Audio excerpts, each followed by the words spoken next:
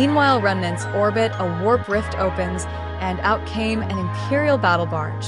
Lamenter's battle barge. Boros. Helmsman status report. Helmsman. Ship is functioning at half capacity, chapter master. Boros. Brother Sergeant, Semni. A Primaris sergeant walks up to relay the news.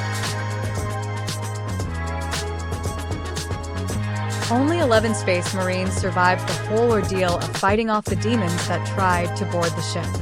Boros. Only a fraction of the company remains. Semni. That, and our venerable brother Chiron. Boros. That's good, our esteemed brother Dreadnought survived. Astropaths scan our surroundings, we must affirm our current status. Astropath. As you wish, my lord. Back in JNPR dorms. Magnus. Well, seems cramped. John, if you can shape-shift into another, you are welcome to accommodate. Magnus nods and shrink himself to his more humanoid form. Nora. Hey, fearless leader who is red and spooky. John. Meet one of my 17 brothers, Magnus. Magnus. Greetings and salutations, mortals. Ren, mortals? John. My previous life as Sanguinius and Magnus here were created to be humanity's leaders alongside our father the Emperor on planet called Terra, west of here. RWBY. Wow, another galaxy. Weiss. I'm afraid that what we dealt with is nothing like this. Kitten. Oh, it's a whole lot worse. John. John Sanguinius Arc will die once again, then let any more harm befall my loved ones. Magnus.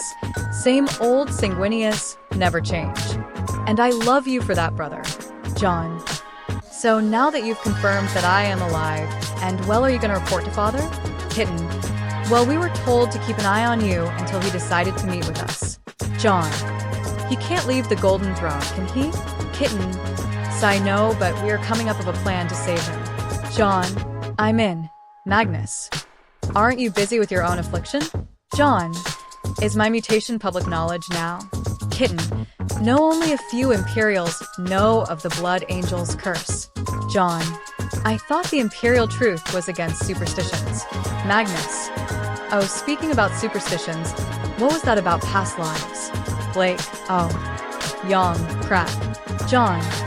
Everyone on this planet already died once, Magnus. I was brought back from my immortality to save it. Magnus. Immortality, you say? John. It's not cracked up like you want it to be. Magnus. Oh? John. Everything is dead, and you're the only one alive. Magnus. Oh, that sucks. What's the point in me writing books if there's no one left to appreciate them? John. Indeed. Kitten. Still 10,000 years alone. How did you cope? John. That's literally what I did. I coped, and I seethed until an opportunity to save the world came to me. Magnus. In the form of what I asked. John. 4th degree interdimensional warp fuckery. Kitten. 4th degree interdimensional warp fuckery. Jaune. Jinx. You owe me a soda. Kitten. Well, we can hang out until the appointed times. RWBY. Can you tell us stories about yourselves? Magnus. Oh, joy. It all started when one of our brothers named Ho, John, Horace, Kitten. No, please keep that name out of it, Magnus, or lest we deal with the Black Rage again. Magnus. Alright, it all started with He Who Shall Not Be Named started a great war called the He Who Shall Not Be Named Heresy. Young. Man, this is getting somewhat religious. Magnus. You haven't seen anything yet. As he projected the entirety of the war to the Beacon cast, who was surprised at this galactic threat. John's past benefactor held the line towards the inner sanctum of the Imperial Palace. Magnus. Gotta say you did a splendid job, brother. Dorn would be proud. John. That would be a miracle coming from that wall of ceramite with the personality of a boulder.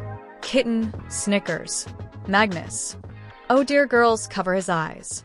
John, and oh, I need to see this. Weiss gasped at the dead body on the floor. Blake could only weep at the poor lost soul.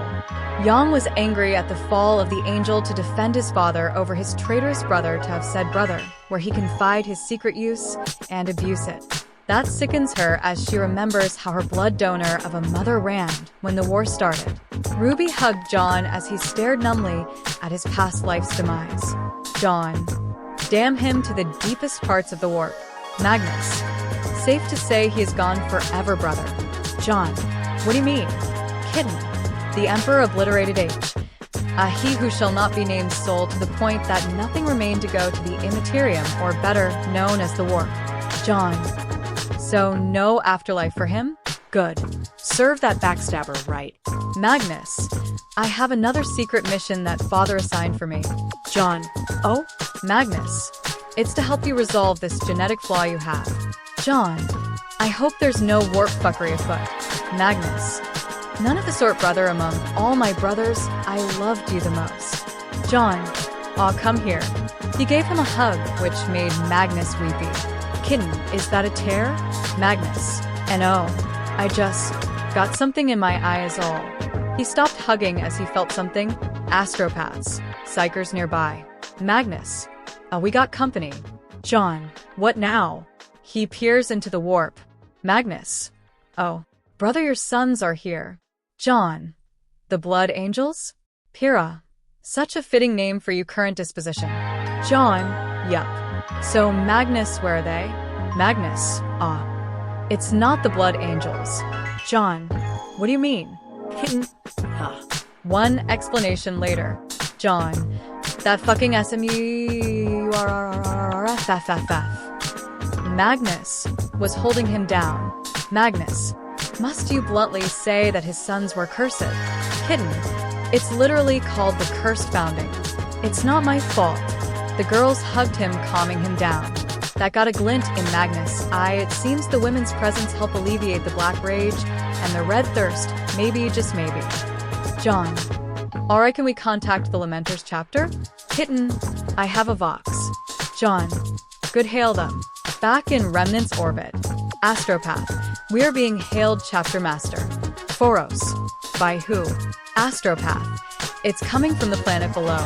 The image on their screens caused all of the Lamenters to lament. It was.